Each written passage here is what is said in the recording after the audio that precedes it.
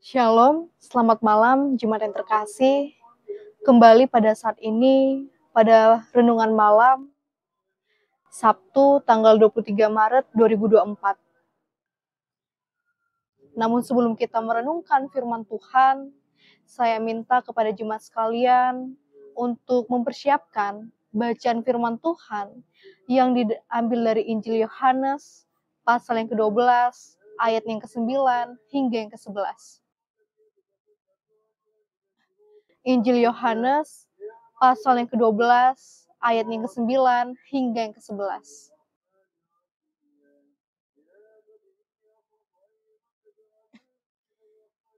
Jika sudah ketemu, sudah dibuka pada bagian firman Tuhan yang telah disebutkan tadi, biarkanlah Alkitab kita tetap terbuka.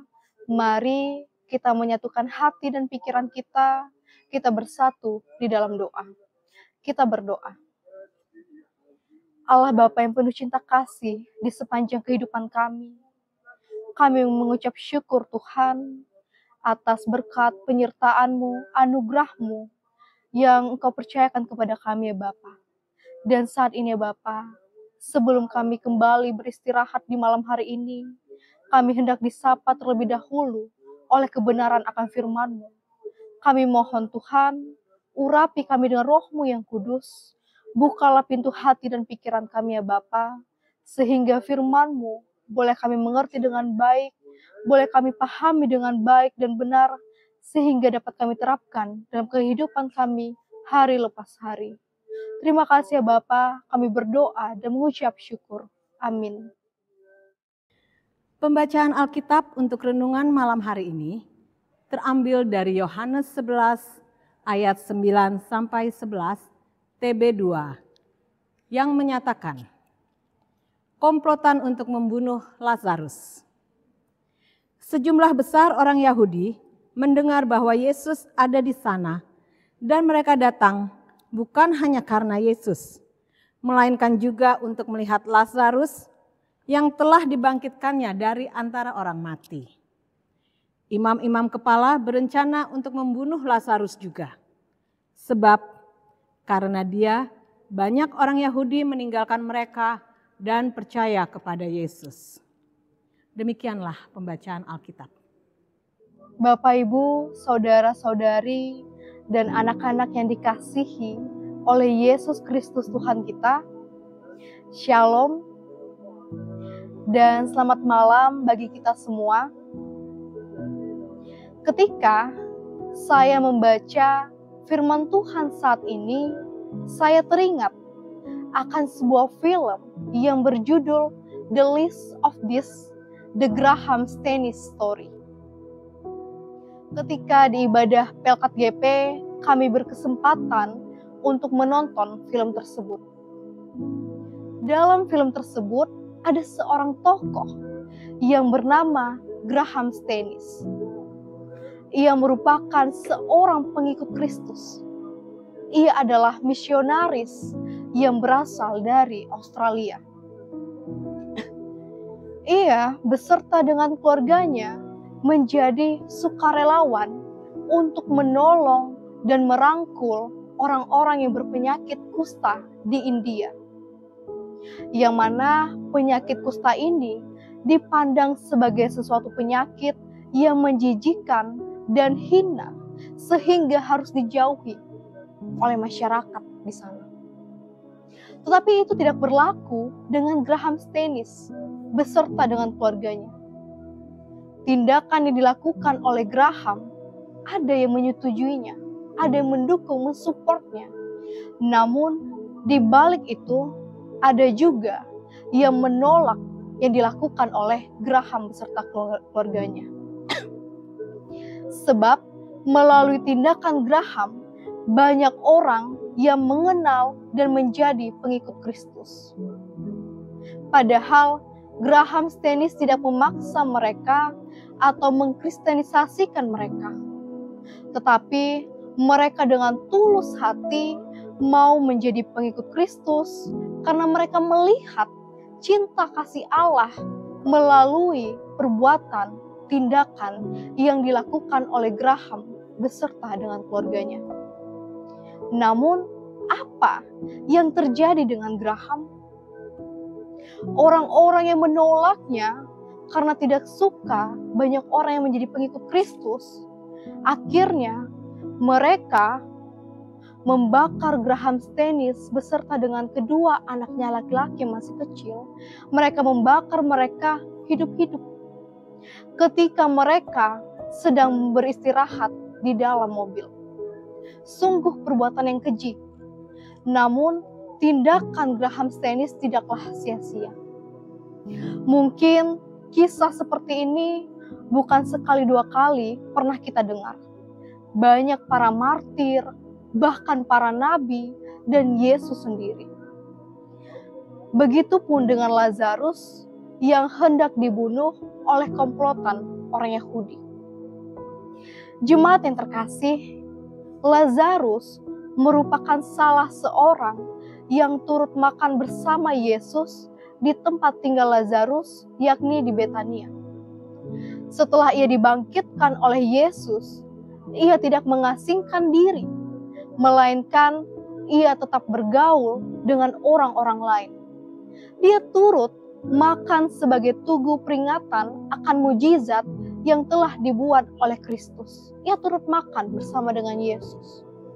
Sejumlah besar orang Yahudi mendengar bahwa Yesus ada di sana, sebab ia menjadi buah bibir di sana. Sehingga mereka datang berbondong-bondong ke sana. Mereka datang untuk melihat Kristus, yang mana namanya sangat dipermuliakan dan diagungkan oleh karena mujizat yang dilakukannya saat membangkitkan Lazarus beberapa waktu sebelumnya. Mereka melihat Yesus dan Lazarus.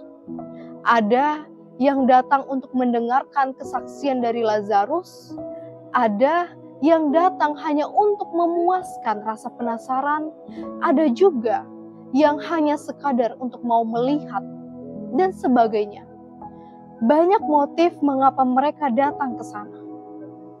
Dan beberapa di antara mereka ada yang tergerak hatinya ketika mendengar kesaksian dari Lazarus.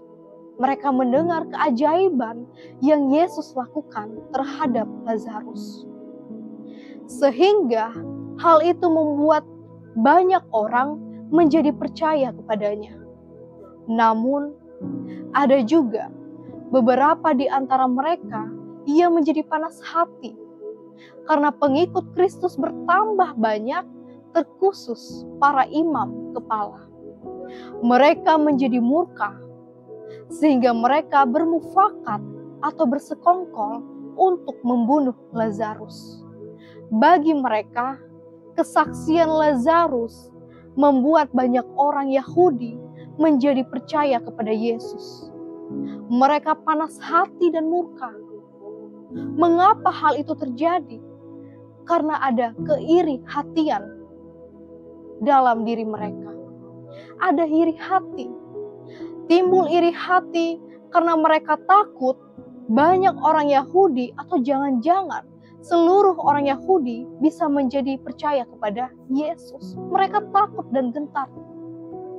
Maka dari itu mereka berusaha mencari kesalahan Yesus, berusaha untuk melawan Yesus, bahkan juga mereka berusaha untuk memusnahkan orang-orang sekitar Yesus yang menjadi kesaksian akan keajaiban dan kemahakuasaan yang Yesus perbuat. Jemaat yang dikasihi oleh Kristus, dari kisah firman Tuhan saat ini, kisah Lazarus yang hendak dibunuh, kita menyadari bahwa dalam kehidupan ini pasti akan ada hambatan, tantangan, rintangan yang menghampiri. Pasti ada orang yang tidak menyukai kita dan hendak menjatuhkan kita. Karena bermula dari iri hati, lalu timbul kebencian sehingga berusaha untuk menjatuhkan. Padahal hati yang iri hanya akan membawa kita kepada kehancuran. Seperti dalam surat Yakobus pasal yang ketiga ayatnya yang ke-16. yang mengatakan, sebab di mana ada iri hati dan mementingkan diri sendiri, di situ ada kekacauan dan segala macam perbuatan jahat. Akan selalu ada kekacauan yang membahayakan. Bukan hanya membahayakan orang lain, tetapi juga membahayakan diri sendiri. Karena merasa tidak pernah puas, tidak pernah cukup, sehingga membuat seseorang menghalalkan segala cara untuk mendapatkannya. Lalu pertanyaannya, apakah ada konsekuensinya? Ada, yakni penghukuman. Baik itu penghukuman yang terjadi di dunia semasa hidup, ataupun nanti ketika hari penghakiman Allah, kedatangan Yesus yang kedua kali. Kemudian relasi dengan orang lain menjadi rusak, hilangnya kebahagiaan, dan itu semua hanya menyesakkan diri sendiri. Berbeda dengan hati yang damai. Hati yang damai adalah ketika kita menerima kehadiran Yesus dalam hati dan kehidupan kita. Meskipun hidup ini tidak selalu mudah, banyak tantangan, hambatan, dan godaan, tetapi dengan tetap mengikuti Kristus, maka akan melegakan kita karena menyentuh hati dan pikiran kita. Berjalan bersamanya akan membawa kita pada pelabuhan abadi. Sehebat apapun tantangan, hambatan, rintangan, bahkan dari orang lain yang tidak menyukai kita dan hendak menjatuhkan kita atau menghancurkan kita sekalipun, tidak akan takut. Kita tidak akan takut bila bersama dengan Yesus. Tidak takut dan gentar. Mengapa? Karena kita punya Allah yang jauh lebih besar, jauh lebih hebat, dan lebih berkuasa dari hal-hal tersebut. Dia saja sanggup meredakan angin badai yang sangat dahsyat, apalagi badai kehidupan umatnya. Jadi, mari kita pribadi lepas pribadi tetap bertahan dan terus mengandalkan Tuhan di sepanjang waktu kita. Roh Kudus menolong dan memampukan kita semua. Amin. Mari semuanya kita bersatu di dalam doa. Allah Bapa yang bertata di dalam kerajaan sorga, kami mengucap syukur atas firman-Mu yang boleh kami renungkan bersama pada malam hari ini. Tuhan, kiranya firman-Mu boleh bertumbuh dalam hati kami ya Tuhan.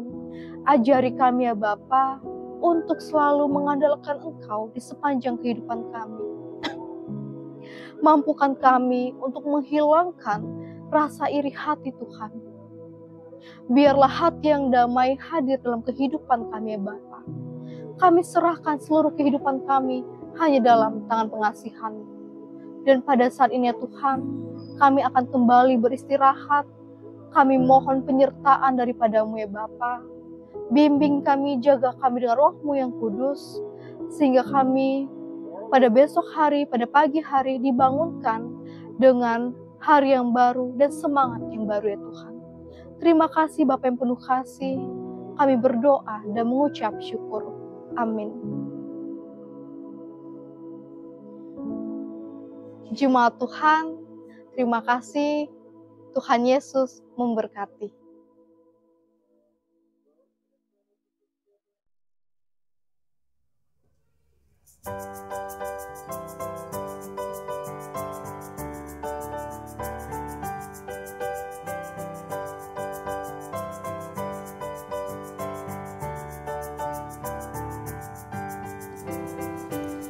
Betapa indah janjinya yang telah mengikat hatiku